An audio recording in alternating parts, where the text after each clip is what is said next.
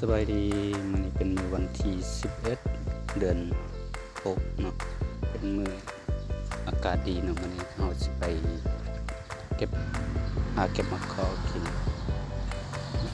มือนั้นเก็บบ่ได้แล้วเป็นวันกันบานไปชมนำกันเลย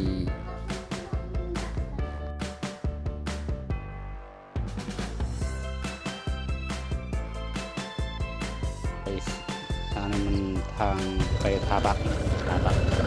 วัน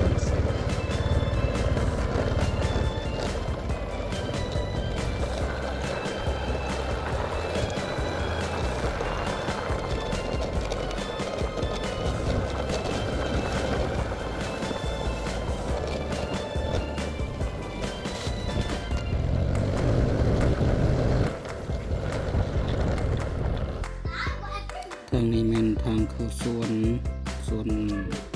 ในภาคในนะทางไปทาบักไปเข้าทางสวนทางนี้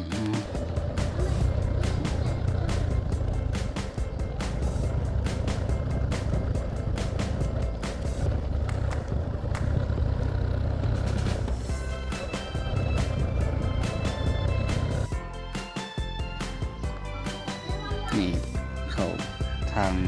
นั่นแหละทางต้นก็เปรียบเจอปลาก็มีทางไปลงปลาเนี่ยนี่ปลาสองสามหาไปนี่ก็ฮอดต้นมะโคแล้วเป็นทีนี่แหละหาวิธีขึ้นมีคนเอามาเอาแล้วมีคนเอาแล้วคนเท่านั้นเห็นหอยเขาไปขึ้นมันขอกระลายเติบหมดแดงกระลายอีกกระลายน้อยนึงเขาเก็บได้เก็บสักหน่อยนึงเนาะพี่น้องอยากเก็บลายกินหน่อยกินเปรี้ยวเก็บหน่อยนึงเก็บพอสำกินนี่แหละขนาดเก็บกินอีกขนาดกินอีกเอาซ้ำพอกินไปซื้อ